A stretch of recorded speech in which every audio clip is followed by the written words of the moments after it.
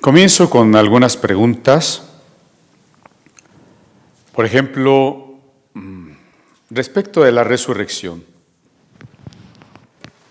¿Se salva nuestro cuerpo o se salva solamente nuestra alma? Cuando pensamos en la salvación, en general se dice la salvación del alma.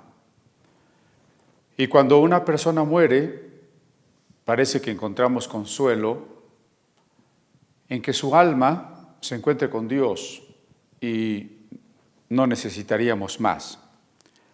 Sin embargo, también hay que preguntarnos si el cuerpo ha de resucitar.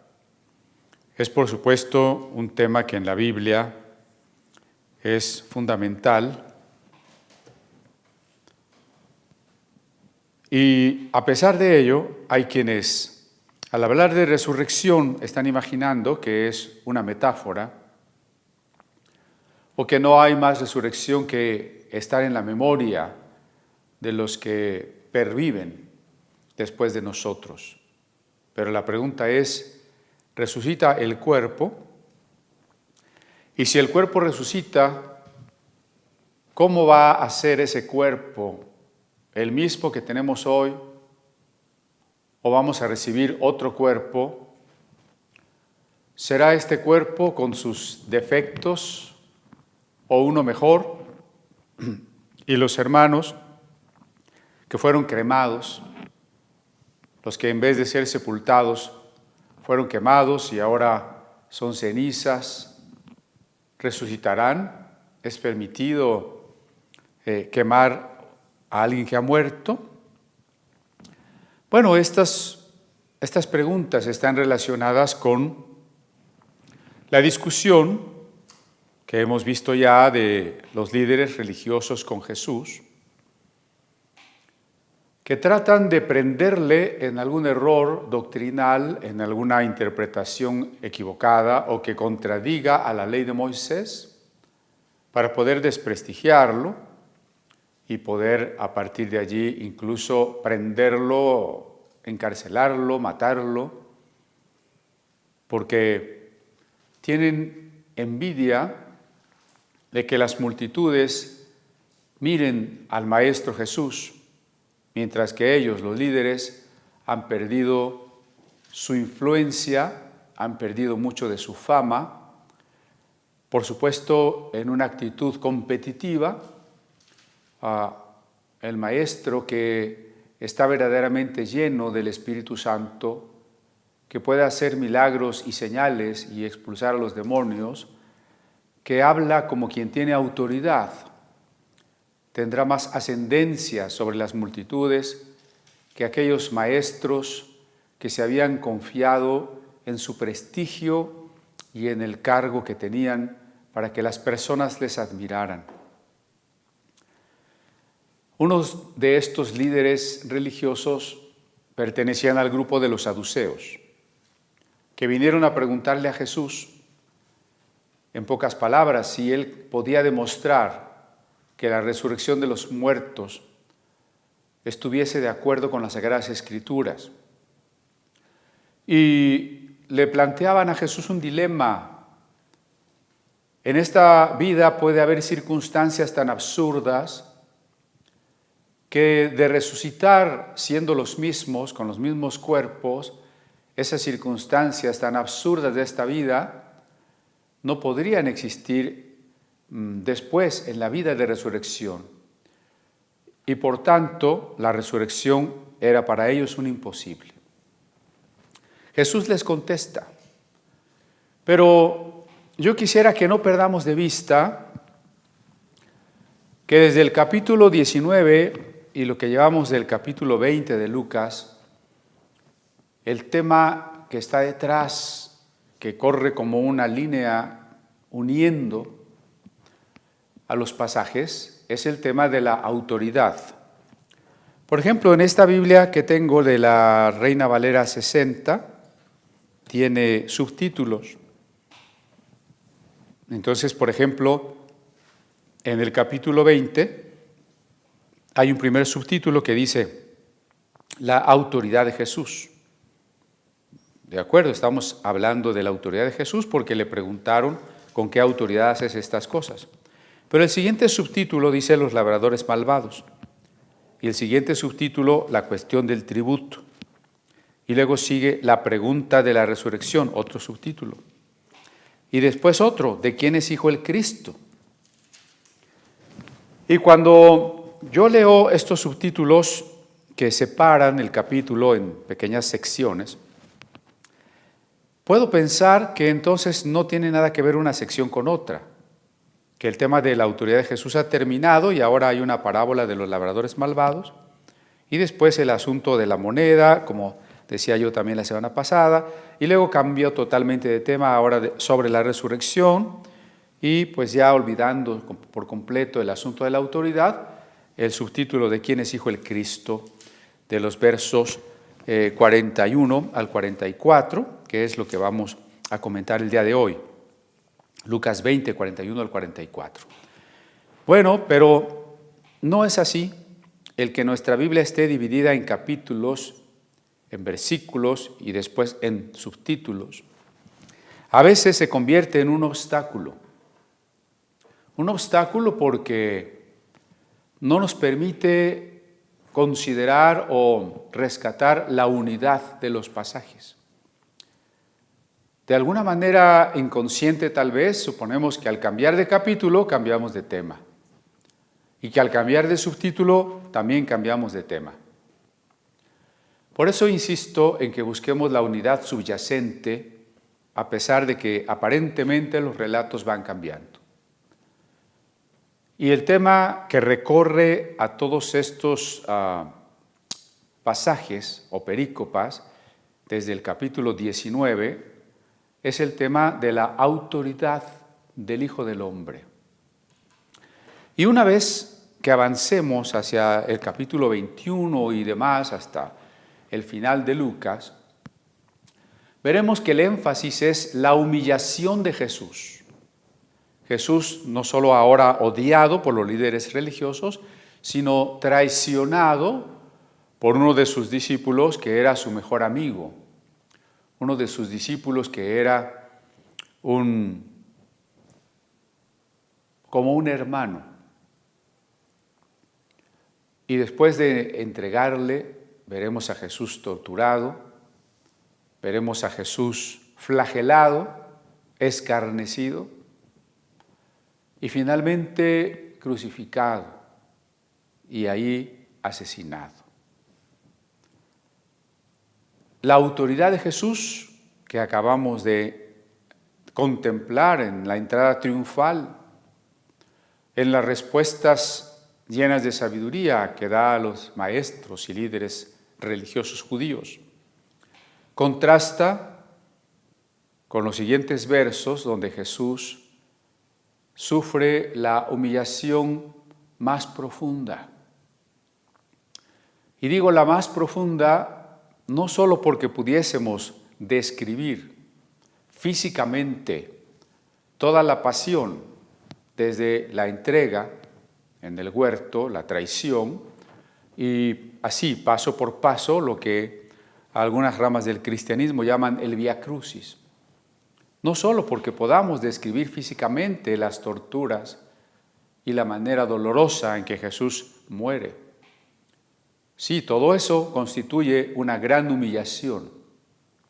Pero además quisiera yo decir que si Jesús es la imagen del Padre, si Jesús es el Verbo eterno, si Jesús estaba en el trono de la gloria junto con su Padre, entonces ser humillado de esa manera es la humillación suprema, o en todo caso, la humillación de más profundo, de ínfimo nivel. Porque aunque nosotros fuésemos torturados y asesinados en una forma parecida a la de Jesús, nosotros no somos el Verbo eterno, ni somos la imagen de Dios, no somos el Hijo de Dios. Por tanto, aunque nos humillasen, nos humillarían desde una postura de un ser humano a imagen de Dios a esa muerte dolorosa. Pero Jesús no se humilló solamente desde su humanidad, que la tenía, y humanidad perfecta, sino que se humilló desde el trono de la gloria. Se humilló desde su condición eterna, infinita, omnipotente. Desde ahí se humilló a ser hombre y desde ser hombre se humilló hasta la muerte y muerte de cruz. Y todo este pensamiento está en Filipenses capítulo 2, cuando el apóstol Pablo transcribe un antiguo himno cristiano, cristológico, para mostrarnos este doble movimiento de Jesús, cómo baja de la gloria, se despoja de la gloria y es humillado. Por eso, lo que quisiera enfatizar en el 41, Jesús les dijo, ¿cómo dicen que el Cristo es hijo de David? Pues el mismo David dice en el libro de los Salmos, dijo el Señor a mi Señor, siéntate a mi diestra. ¿Por qué Jesús responde esto tras la discusión o como parte final de la discusión con los saduceos? El tema con los saduceos, acabo de recordarles, es la resurrección. Los saduceos niegan la resurrección. Jesús afirma la resurrección. Y el corolario de la argumentación de Jesús es citar el Salmo 110, que dice, dijo el Señor a mi Señor, siéntate a mi diestra. ¿Qué tiene que ver ese salmo que cita Jesús? ¿Y qué tiene que ver esa cita con la resurrección? ¿Qué tiene que ver con la autoridad? Se acabo de decir que el tema de la autoridad recorre todos estos pasajes. Bueno, yo he titulado a la plática de hoy, Jesús es la paradoja. ¿Cuál es la paradoja? Dos posiciones aparentemente antagónicas, la autoridad y la sujeción. En un tipo de relación, o somos autoridad o estamos sujetos a la autoridad. Usted como padre o como madre de familia es autoridad de sus hijos, pero no está sujeto a sus hijos. Sus hijos son sujetos a usted, pero ellos no son la autoridad de usted. En ese sentido, autoridad y sujeción son conceptos correlativos, se complementan. Correlativos porque para que haya autoridad tiene que haber alguien en correlación, es decir, en una posición de sujeción. Y para que haya sujeción a alguien, pues es porque alguien está en autoridad. Sin embargo, lo que estoy diciendo en el título es que en Jesús se da una paradoja. ¿Cuál es esa paradoja? Que encontramos en Él, al mismo tiempo, de manera simultánea, valga decirlo, la suprema autoridad y la suprema sujeción, la absoluta sujeción. Jesús tiene más autoridad que ninguna criatura. No hay criatura que se le iguale. Y Jesús se ha sometido y ha sido obediente más que toda criatura. Esa es la paradoja que se resuelve en Jesús. En Cristo se funden la autoridad y la sujeción. ¿De qué manera es Jesús la autoridad? Bueno, primero porque Jesús es divino. Jesús es Hijo eterno de Dios. Comparte la naturaleza divina.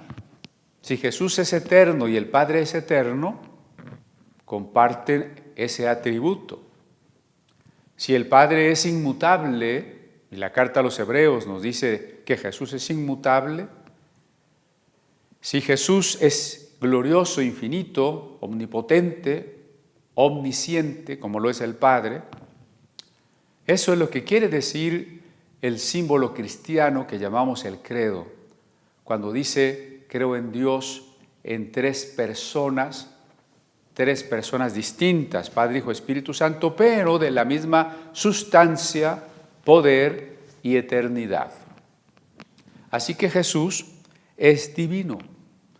Y Dios es concebido en la Biblia en distintas épocas, sobre todo a partir de la época de la monarquía hebrea, sentado sobre un trono.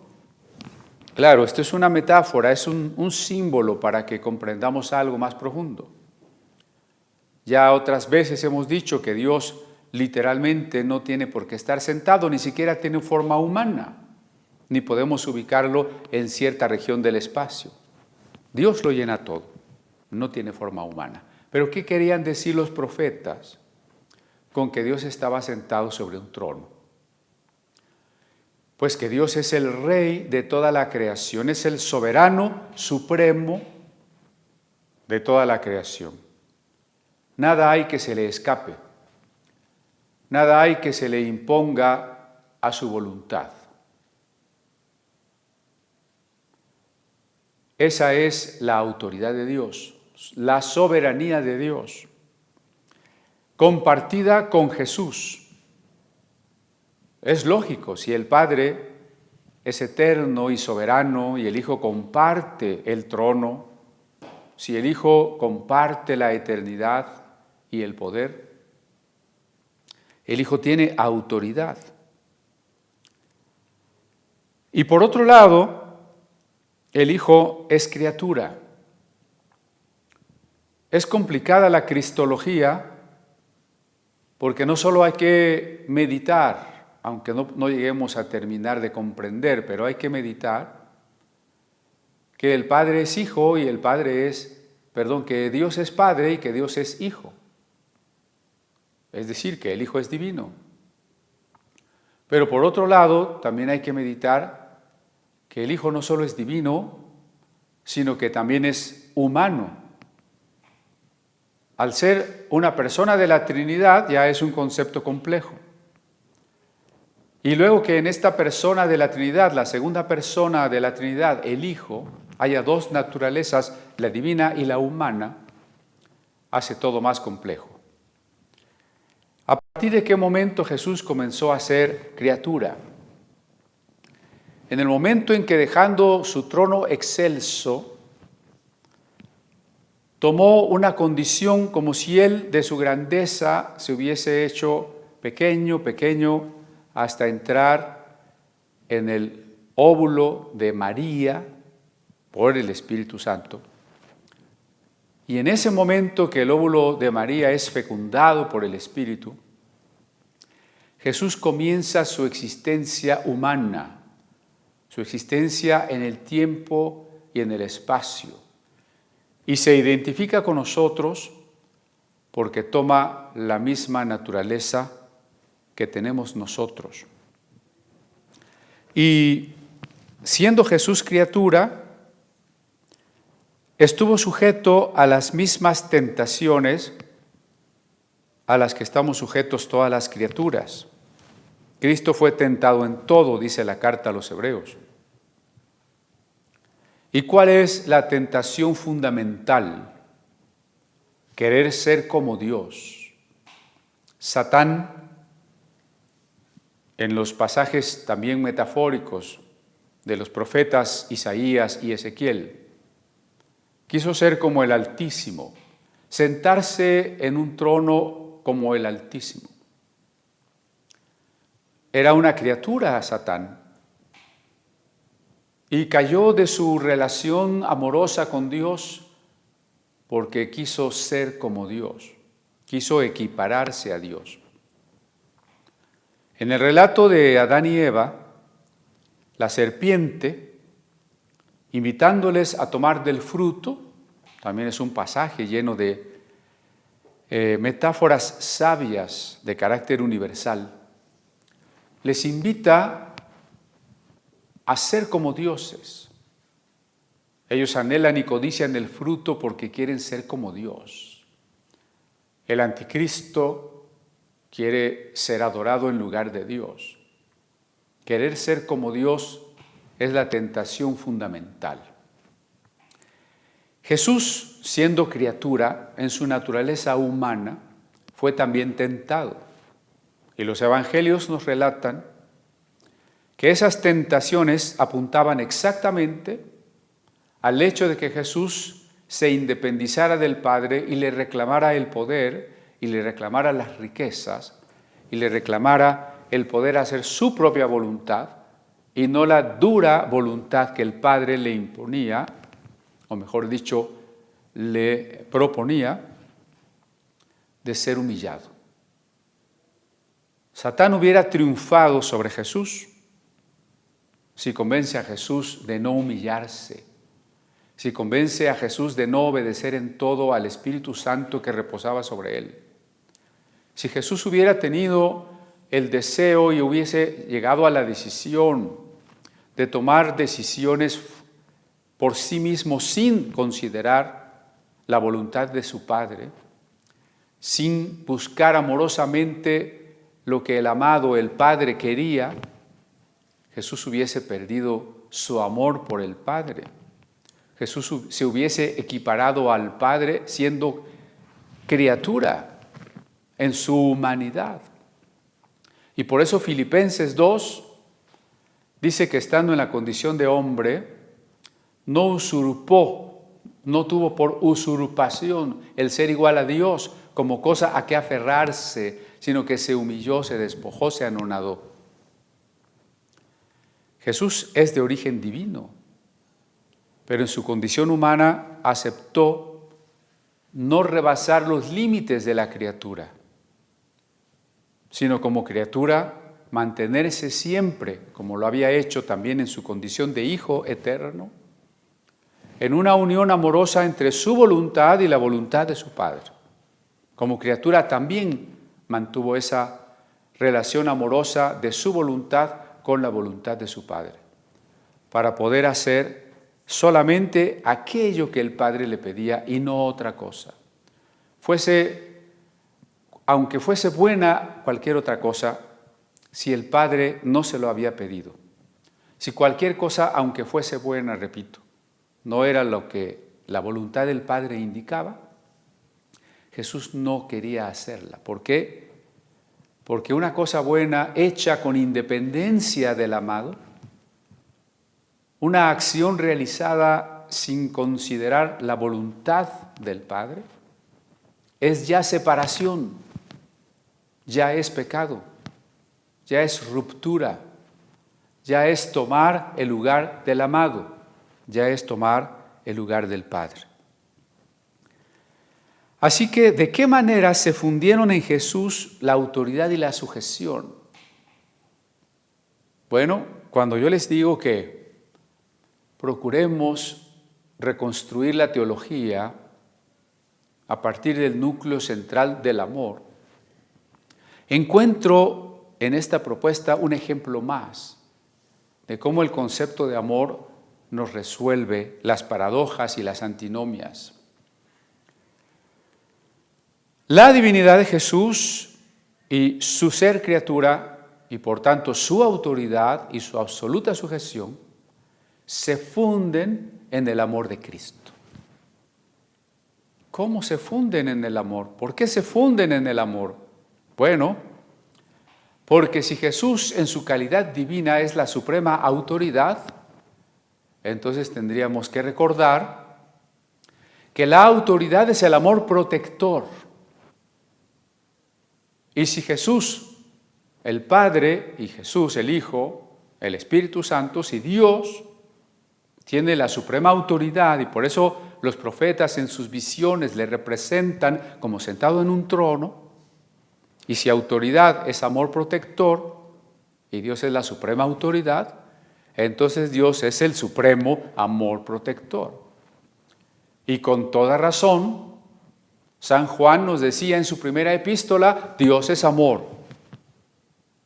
Así que es el amor de Dios lo que concreta y manifiesta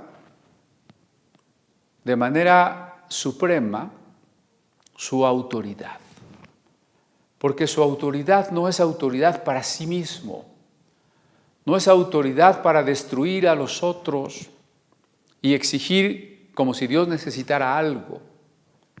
Toda la autoridad de Dios radica sobre su creación para preservarla, para crearla, para preservarla, para guiarla hacia la meta última, hacia su ¿para qué? Hacia su fin o su telos, que eso es finalmente existir para siempre en la íntima comunión con Dios. Esa es la manera en que Dios ejerce su autoridad, creando unos seres que no existían, preservando a esos seres, redimiéndolos y guiándolos hasta la plena realización.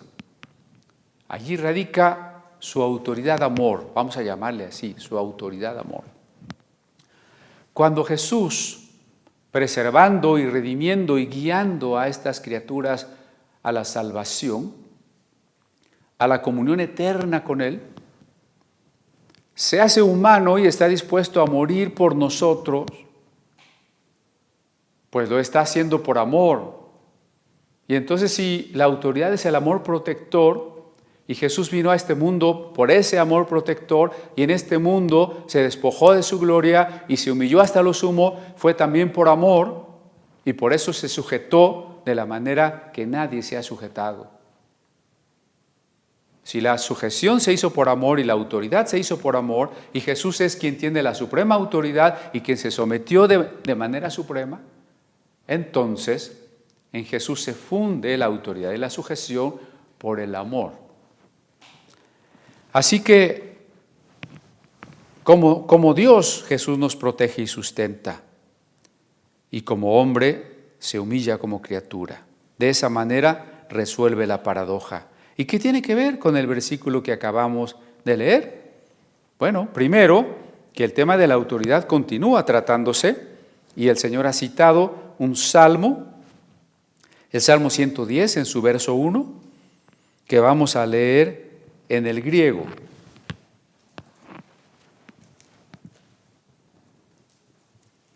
Estoy en Lucas, lo voy a leer en griego porque está transcrito por Lucas en griego desde la versión de la Biblia de los 70, la versión Septuaginta, que es la traducción de la Biblia, la primera traducción de la Biblia que usan los apóstoles para la redacción del Nuevo Testamento.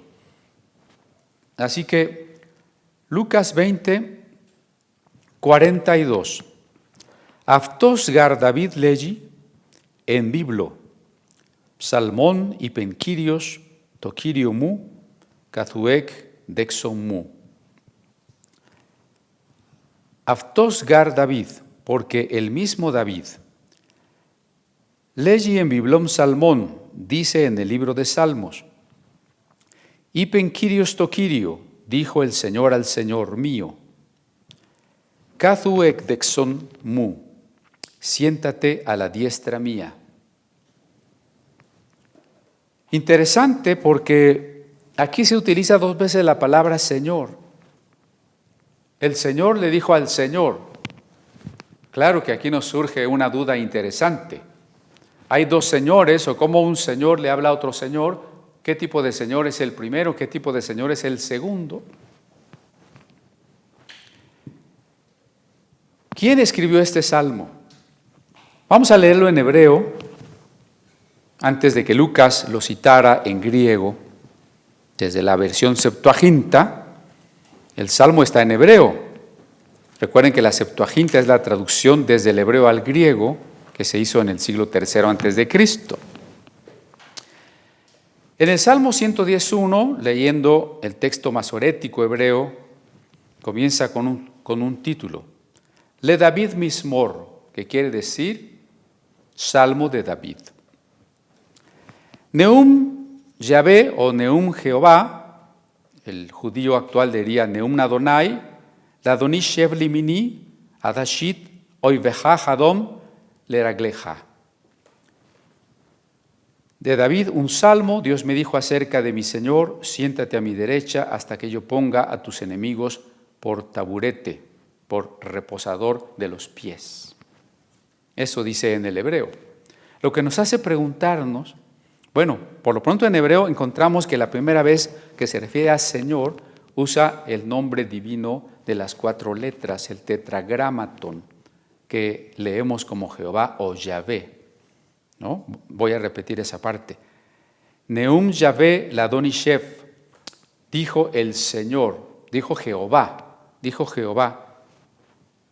a Shev Limini, a mi Señor. Dijo Jehová a mi Señor. ¿Cuál? El primer Señor es Jehová. Eso no hay duda, se está refiriendo a Dios. Pero dijo Jehová a Le Adonai, a mi Señor. Adonai es la manera de decir Dios. Desde los tiempos de Esdras, cuando menos, los judíos dejaron de pronunciar el nombre Jehová para decir Adonai, que quiere decir mi Señor. Y no es cualquier Señor. En el hebreo moderno, si usted conoce a un varón, usted puede llamarle Adón, que quiere decir Señor. Señor en el sentido que decimos a cualquier persona, Señor Pérez, Adón Pérez, el Señor Pérez. Pero Adonai es una palabra que se usa solamente para Dios. Entonces, dijo Jehová a Adonai. ¿No es curioso? Porque tanto el nombre Jehová como el título Adonai se refieren a Dios. Así que bien podríamos decir, dijo Dios a Dios. ¿Qué le dijo? Siéntate a mi diestra. Así que cuando Jesús está mencionando este salmo, está queriendo implicar y que estos escribas, saduceos y demás estudiosos del texto puedan colegir todo lo que está implícito allí. Que Dios, siendo uno solo, no hay más que un solo Dios, sin embargo en su seno hay pluralidad de personas de tal manera que el Señor puede hablar al Señor. Claro, la interpretación tradicional diría que el Señor puede ser David, y mejor interpretado, el descendiente de David, porque esta profecía se refiere a que de David será levantado un descendiente. David morirá, vendrán una serie de reyes de esa línea paterna de David, y en algún tiempo, y a pesar de que algunos descendientes de David que fueron reyes fueron injustos y malvados, y a pesar de que Israel y Judá dejaron de ser un reino y quedaron por muchos siglos oprimidos por los imperios paganos, había una promesa. Un descendiente de David finalmente restaurará el trono. Y lo característico de ese descendiente, al que vamos a titular el Hijo de David, es que ese trono que será restaurado ya no será temporal, será un trono eterno. Y que ese rey que estará en ese trono eterno establecerá la justicia eterna. Por eso se convierte en un título mesiánico, el Hijo de David. Y acabamos de ver a este hombre ciego en el camino de Jericó, gritando: Jesús, Hijo de David, ten misericordia de mí. Y comentábamos por qué personas del pueblo que ven en Jesús el profeta escatológico, el Mesías esperado, le otorgan el título Hijo de David. Pues porque se refieren precisamente a que ha llegado el cumplimiento de aquella esperada promesa de que al final un descendiente del linaje de David restaurará el reino de Dios y la justicia eterna en este mundo. Esa es una preocupación del evangelista Mateo, que desde su primer capítulo nos demuestra que efectivamente Jesús es descendiente de la línea davídica, que David tuvo hijos, nietos, y si seguimos esa línea, llegamos exactamente hasta Jesús como el legítimo heredero del trono de David. Por eso, cuando Jesús está hablando de esta profecía del Salmo 110, que el hijo de David será puesto en el trono por Dios mismo, está Jesús refiriéndose a él. Y quiere que estos estudiosos de las Escrituras comprendan este pasaje y los problemas que representa. No puede referirse a David, porque David es el que está escribiendo el Salmo. Y está hablando del primer Señor y del segundo Señor en tercera persona. David escribe y dice, dijo el Señor a mi Señor. Entonces, ninguno de los dos señores es David. Y luego Jesús dice, tampoco puede ser el hijo de David. ¿Por qué? En el verso 44, David pues le llama Señor, ¿cómo entonces es su hijo? En el judaísmo, la ascendencia del padre o del abuelo es tan importante que representa la autoridad. Los padres, lo vemos en Génesis al final del libro cuando Jacob bendice a sus 12 hijos. Los padres bendicen a sus hijos, porque los padres tienen la autoridad sobre los hijos, pero los hijos no pueden bendecir a los padres de esa manera. Los hijos no tienen la autoridad. Los hijos siempre van a reconocer a sus mayores, bueno, en esta época, ¿no? Ahora nuestra época no, nuestra época está asignada por lo que Pablo profetizaba. En los posteriores tiempos serán desobedientes a los padres. Cuando esto no era así, los padres eran la autoridad, los abuelos eran la autoridad. De ahí la figura del patriarca, palabra que aterroriza a las feministas, ¿no? Pero piense usted en Abraham y todos los hijos y nietos que estaban alrededor de él, reconociendo su autoridad, reconociendo las promesas y todo lo que Dios le había otorgado. Y mientras los descendientes, los diferentes hermanos, los nietos, los sobrinos, todos se mantuvieran en el reconocimiento de la autoridad de un patriarca, la tribu era fuerte y la nación era fuerte y no podía ser destruida por otras tribus. He ahí la importancia del patriarca. Jamás un descendiente es autoridad sobre el patriarca, es al revés. Por eso la pregunta de Jesús, a ver, si aquel a quien se refiere esta profecía, el hijo de David a quien se le entregará un trono eterno, es descendiente de David, ¿por qué David le llama mi Señor? ¿Por qué David le llama Adonai? Y por eso quise leerlo en hebreo, porque Adonai es, como dije, el nombre divino y significa mi Señor. ¿Por qué David le llama a su descendiente mi Señor? Lo cual es contrario a todo el concepto de autoridad de los padres sobre los hijos, de los patriarcas sobre sus descendientes. Eso es lo que está preguntando Jesús, ¿no? Ustedes no han interpretado ese pasaje de manera completa, les está diciendo en otras palabras. Porque si suponen que ese Salmo 110 solo se refiere a un descendiente de David, no han entendido quién es ese descendiente desde el momento en que no pueden explicar por qué David le llama mi Señor, como reconociéndole una autoridad superior. Es decir, ese descendiente de David tiene mayor autoridad que el propio David, aunque se apellide del nombre de David. Es una paradoja, ¿no?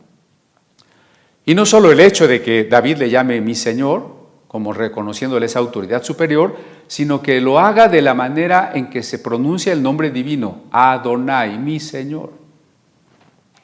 Y entonces, ¿cómo resolvemos esta otra paradoja? Bueno, porque otra vez las dos naturalezas de Jesús. Desde su naturaleza divina, Jesús es el Señor de David. Y desde su naturaleza humana, Jesús es el descendiente de David. Entonces Jesús es ambas cosas. Jesús es el Dios, es el Señor, es el Rey de David. Y es también el Hijo, el descendiente de David. Por eso dice el profeta Isaías, ¿no?, hablando de la profecía del Mesías, y un vástago retoñará de la rama seca del tronco de Isaí. Isaí o Jesé era el padre de David. Un vástago retoñará, aunque el reino había sido prácticamente destruido o cuando menos dominado. Isaías mira que una ramita verde brotaría de ese tronco para renovar al árbol. Ese es el Mesías, descendiendo de Jesé, es decir, del padre de David. Pero Isaías también le llama la raíz de David, y Apocalipsis le llama también la raíz de David. ¿Cómo puede ser al mismo tiempo la raíz y al mismo tiempo un retoño del tronco? Pues porque en su naturaleza divina, Jesús es la raíz de David, es quien dio existencia y sustento a David. Y así como Jesús dijo, antes que Abraham fuese yo soy, lo mismo puede decir, antes que David fuese yo soy. Pero Jesús también es el retoño, el renuevo del tronco de Isaí, porque en su naturaleza humana Jesús nació de la genealogía davídica. Así que esta hermosa paradoja se resuelve en Jesús. Jesús es Dios y es hombre. Por eso en Él se une la autoridad y la sujeción. Y en esa autoridad la tiene como hijo humano, criatura, descendiente de David, y la tiene como el Señor de David. Pero ahora, acompáñenme por favor, ¿cómo entendió el resto del Nuevo Testamento este pasaje, no? Porque no es todo lo que Jesús quiere decirles. Al ponerlos en un problema teológico, para que interpreten correctamente el Salmo y se hagan las preguntas pertinentes. Recuerde que toda investigación acerca de la Biblia debe plantearse una pregunta pertinente a investigar y a responder. Y aquí la pregunta era, ¿por qué David llama mi Adonai, perdón la redundancia, llama Adonai, mi Señor, a su descendiente? Pero digo, eso no es todo. Ahora vamos a ver que este mismo Salmo 110 implica, voy a ser reiterativo, implica necesariamente la necesidad, reiterativo, de la resurrección. Implica necesariamente la resurrección. Así lo podemos ver en Hechos 2:34.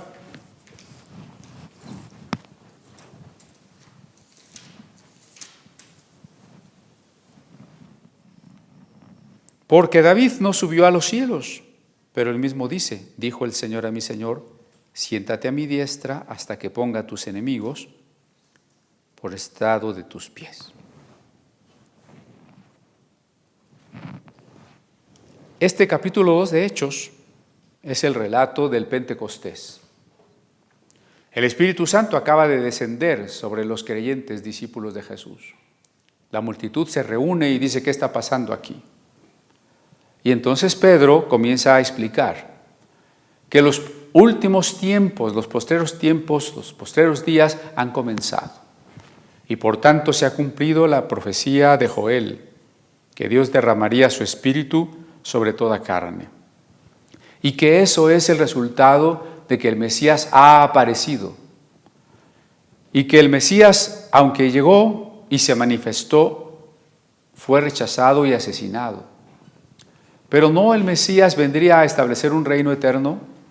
Claro, por eso aunque el Mesías fue crucificado, fue muerto, el Mesías tenía que resucitar.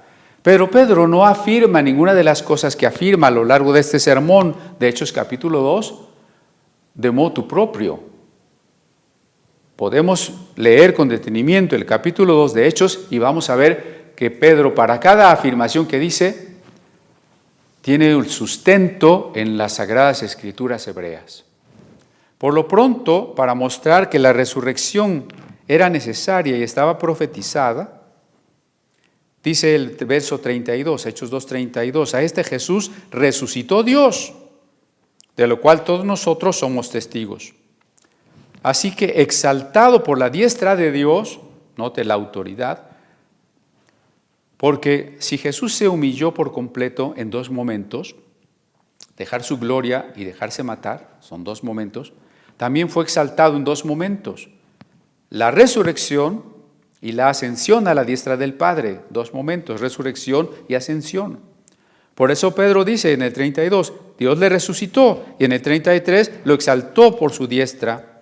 Y como Jesús ya está a la diestra del Padre y ahí tiene toda autoridad, la mano derecha, la diestra, significa que Dios le entrega todo poder y autoridad, como cierra también el Evangelio de Mateo en boca de Jesús, porque toda autoridad me es dada en el cielo y en la tierra.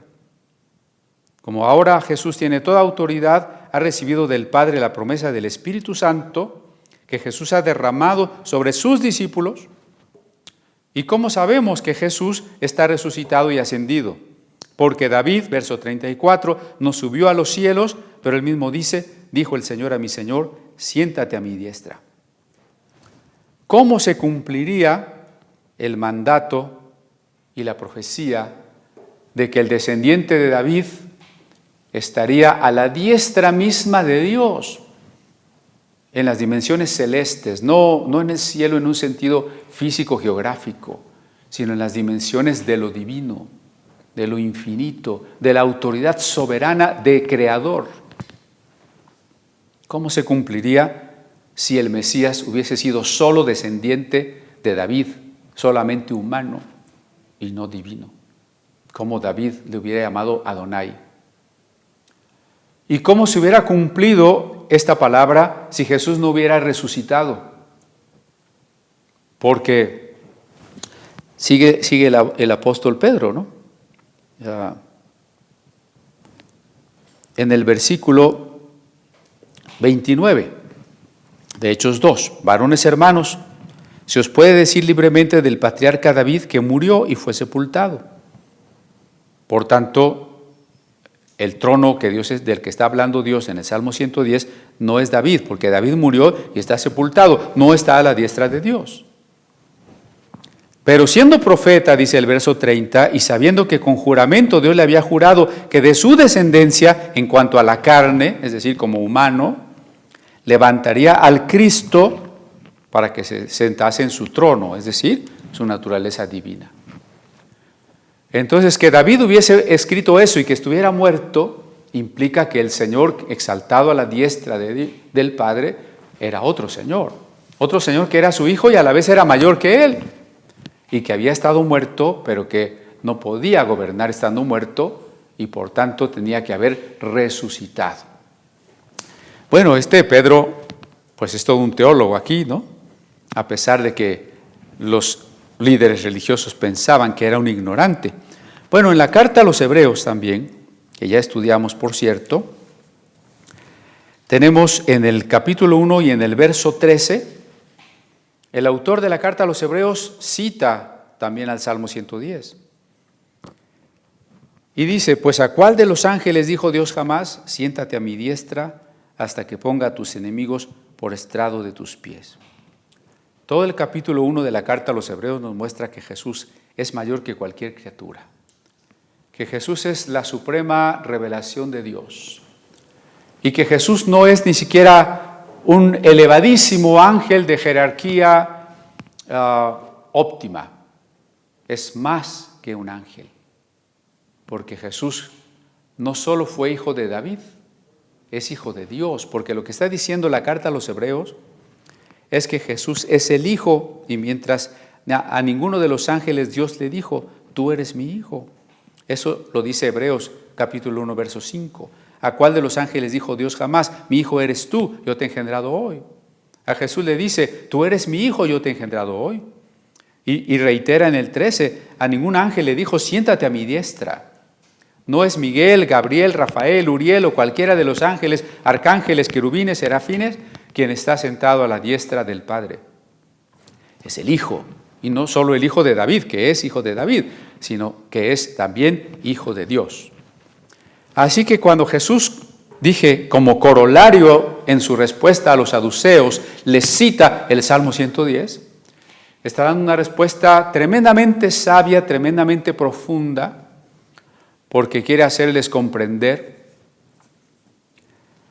que Jesús es, por supuesto, el Hijo de David, pero es al mismo tiempo Adonai, a quien su Padre exalta a la diestra y le entrega toda autoridad. Y desde esa toda autoridad que recibirá aún después de la suprema humillación en la cruz, desde aquella suprema autoridad tras la ascensión, Él derramará el Espíritu Santo para que todos los creyentes nos convirtamos en el templo del Espíritu. Es algo que ya estudiamos en el capítulo 19, cuando Jesús limpia el templo de Jerusalén, y dijimos, pero el templo somos ahora nosotros. A mí me gustaría que usted ahí donde está pensara que los demás miembros de su familia y que otras personas que usted conoce que son creyentes, que su propio cuerpo, que usted mirara su propio cuerpo y dijera, este es un templo del Espíritu Santo. Y el Espíritu Santo que está en nosotros y que nos ha hecho un templo es también la garantía de nuestra resurrección. Así lo dice la carta a los Efesios y la carta a los Romanos. Por el Espíritu Santo es las arras, la garantía que Dios nos ha dado de que vamos a ser redimidos en el cuerpo, es decir, resucitados. Por tanto, el decir que Jesús está exaltado a la diestra del Padre, relacionado con el tema que está discutiendo con los saduceos de la resurrección, implica que es desde esa autoridad del trono celeste, donde Jesús ahora está sentado, que va a resucitarnos. Insisto en que estar sentado y el trono son metáforas que apuntan a algo más real y profundo. ¿Qué es eso real y profundo? Pues que Jesús comparte con su Padre la gloria y toda autoridad. Y que efectivamente, cuando Él regrese a este mundo, no vendrá ya humillado, como lo relatan los evangelios en aquella ocasión. Ahora regresará glorioso, con ese resplandor de toda la autoridad que tiene de su Padre. ¿Para qué? Para que en uno de los actos más maravillosos de la potestad que Él tiene, nos devuelva a la vida. Es algo que nosotros los seres humanos no podemos hacer. Nosotros no podemos crear vida, ni podemos hacer que un ser antes vivo, ahora muerto, vuelva a vivir. Así fuera una pequeña florecita o una pequeña amiba, una vez que esté muerto, no hay manera en que nosotros podamos hacer que vuelva a vivir. En cambio, la suprema autoridad de Jesús se va a manifestar así, haciendo que todos los que creímos en Él resucitemos. Por eso comencé con las preguntas. ¿Se va a salvar solo nuestra alma? ¿Va a resucitar nuestro cuerpo? ¿Cómo va a ser nuestro cuerpo? ¿Qué va a pasar con los quemados? Y es una respuesta a los saduceos, ¿no? Les insistía yo. Pablo no conoció a Jesús físicamente. Lo conoció glorificado y lo conoció por experiencia espiritual también. Pero tuvo el privilegio de Cristo y del Espíritu Santo de penetrar en la significación teológica de lo que los evangelios relatan. Sí, los evangelios nos presentan un querigma, una proclamación, un relato de quién es Jesús y qué hizo Jesús, y por supuesto con implicaciones teológicas tan bellas como las que acabamos de dilucidar aquí. Pero Pablo todavía va un poco más allá. No está despegado de Lucas, El pasaje que leí de Hechos es de Lucas, lo que estamos leyendo ahora es el Evangelio de Lucas, y Pablo fue el maestro de Lucas. Y Pablo, en la primera carta a los Corintios, trata con bastante extensión el tema de la resurrección. Y nos dice que si no hubiese una resurrección de los cuerpos, aunque suene a pleonasmo, quiero subrayarlo, resurrección de los cuerpos. No pensemos con la palabra resurrección en una resurrección del alma o del espíritu. lo que se muere es el cuerpo. En el caso de Jesús, lo que fue colgado y estuvo pendiente de una cruz fue su cuerpo. Lo que fue sepultado en esa cueva, en esa tumba, fue su cuerpo. Por tanto, ¿qué fue lo que los discípulos no encontraron? ¿Qué estaba envuelto en esas sábanas que quedaron echadas ahí a un lado? ¿Qué tuvo que resucitar si lo que murió en la cruz fue el cuerpo? Pues el cuerpo. Jesús resucitó en cuerpo. Por eso cuando Pablo dice que si no hay resurrección de los muertos, y se refiere a nuestros cuerpos, dice que si eso no existe, entonces la fe es vana. Aún estamos en nuestros pecados y somos los más miserables de todos los hombres. Con ello lo que estoy intentando es que coloquemos en el centro de la proclamación evangélica a la doctrina de la resurrección, comprendiendo que si no hay resurrección no hay nada. Y viceversa, ¿no? Al contrario. Si hay resurrección, entonces es el punto central. Porque cuando el Padre levanta a Cristo de entre los muertos, le está dando toda autoridad sobre la muerte. Y le está dando toda autoridad sobre cualquier cosa creada, visible o invisible, como lo subraya la carta a los Colosenses. Y la primera Tesalonicenses dice que si nosotros creemos que Jesús murió y resucitó, no debemos ponernos tristes por nuestros hermanos que han muerto. Sí, ponernos tristes sí, pero aclara, no como los que no tienen esperanza. En esta pandemia en la que estamos en la tercera ola, al menos en México, esta semana que acaba de terminar, tuvimos de 17,000 a 21,000 contagiados diarios, en promedio de 700 a 1,100 muertos diarios. No es cierto que la pandemia está cediendo, no es cierto que ya estamos en semáforo amarillo. No se deje engañar, usted tiene que seguirse cuidando, usted tiene que vacunarse si aún no se ha vacunado, porque la mayoría de los contagiados y muertos en esta tercera ola son los no vacunados. Pero lo que estoy diciendo es que de todos nuestros hermanos y familiares que en estos días han muerto, diría Pablo, si se entristecen, no lo hagan de manera como si no hubiese esperanza. ¿Por qué hay esperanza? Esperanza en el sentido de certidumbre de lo que estamos esperando. No esperanza de que pueda pasar o no pueda pasar, sino esperanza de algo cierto que solo hay que dejar que el tiempo, que el momento llegue para que suceda. ¿Y qué es? Que si Jesús murió y resucitó, entonces Dios también nos resucitará a nosotros. Y eso es lo que relata Tesalonicenses 4. Cuando Jesús regrese, todos sus discípulos que estén muertos, todos los cristianos que hayan vivido estos 20 siglos que ya sucedieron, van a levantarse de las tumbas o van a levantarse de las cenizas si fueron quemados. No se preocupe por ello. No es ningún problema cremar a nuestros muertos. Algunos de los mártires cristianos que murieron por amor a Cristo murieron quemados por los enemigos de Dios, desde Nerón hasta la Inquisición. Si los muertos quemados no pudiesen resucitar, imagínense que algunas personas como William Tyndale, que tradujo el Nuevo Testamento del griego al inglés y por esa razón Enrique VIII lo quemó, y él estuvo dispuesto a ser martirizado por Cristo, y el día de la resurrección Dios le diga, bueno, William, pues fíjate que, pues sí, tú moriste por mí, tú fuiste muy fiel, tú tradujiste la Biblia, pero yo no puedo resucitar quemados. Por supuesto que no. Estemos quemados, desintegrados o recién muertos, cuando Jesús regrese, resucitaremos. Y los que estemos vivos también en un proceso muy similar que consiste en que este cuerpo mortal será convertido en cuerpo inmortal. Eso es la resurrección.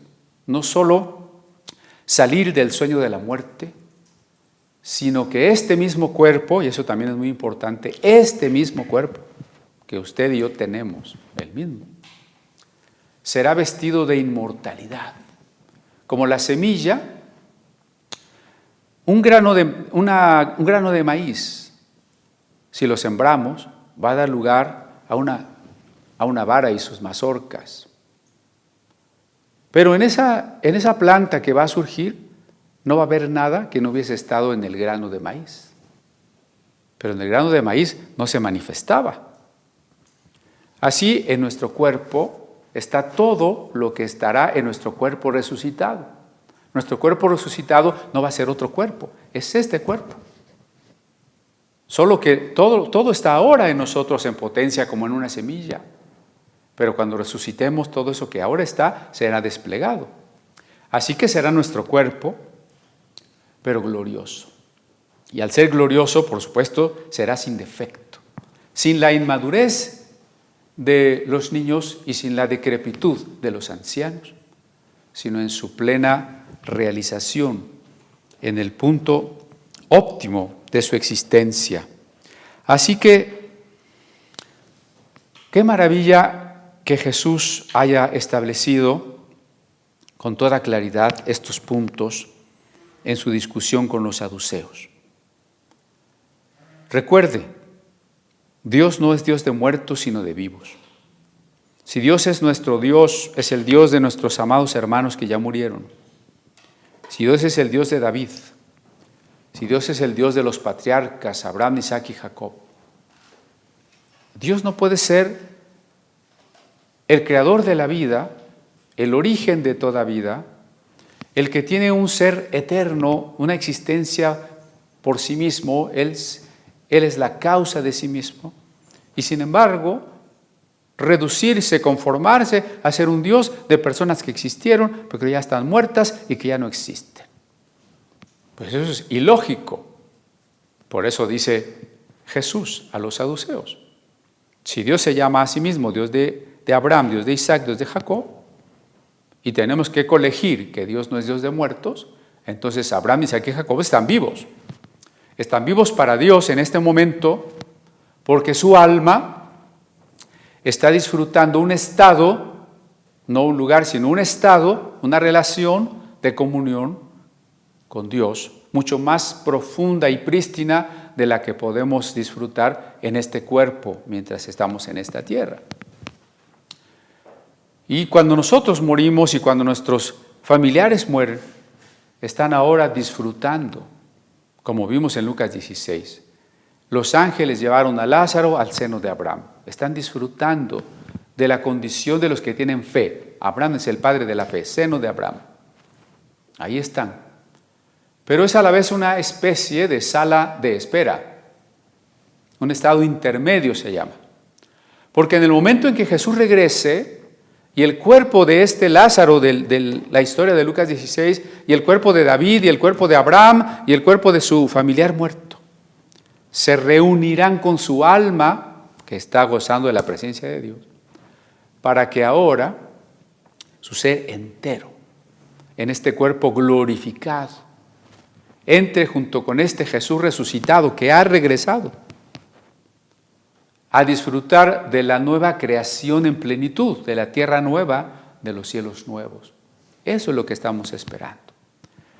Y con eso corroboramos que Jesús es efectivamente el descendiente de David, que, como vería otro profeta, el segundo Isaías, sería rechazado, que la gente pensaría que era un escarnecido y azotado por Dios, y que sin embargo Él moriría para llevar nuestras culpas, nuestras dolencias y nuestra llaga. Los capítulos que siguen en Lucas apuntan hacia allá. Por eso no debemos olvidar cómo Jesús se despide de la controversia con sus enemigos, con este salmo, mostrándoles que sí, el hijo de David, el descendiente de David como humano, será rechazado y asesinado, pero resucitará. Y al resucitar, su autoridad como verbo eterno, como hijo de Dios, se unirá a su humanidad glorificada para que en Jesús aparezca de manera ya concreta y evidente la unión de la paradoja autoridad-sujeción, manifestando el amor de Dios que como autoridad nos protege y el amor de Dios que se sometió en una obediencia hasta la muerte vicaria, hasta la muerte redentora. Su autoridad protectora fue a tal grado, en tal medida, que se sometió para salvarnos, que se humilló para salvarnos. Y así Jesús es al mismo tiempo la raíz de David y el renuevo de David.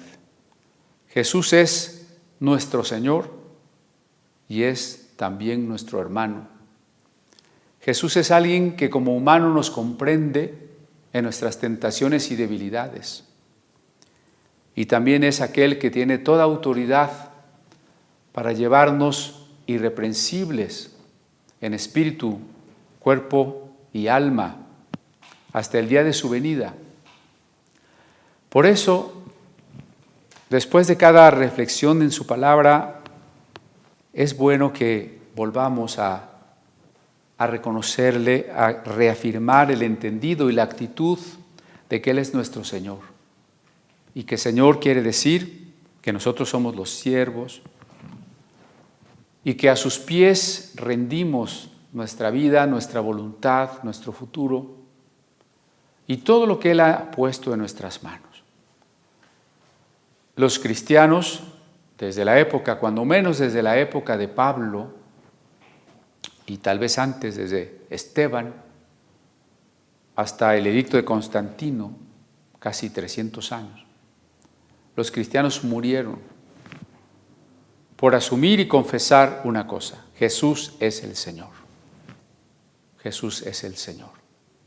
Y este Salmo 110, espero nos haya iluminado mejor y nosotros como conclusión, como aplicación de este mensaje, podamos nuevamente reafirmar nuestra rendición y nuestra actitud de decirle con toda la profundidad que eso significa: Jesús es mi Señor. Invocarle: Señor Jesús, gobierna mi vida, yo me rindo a ti.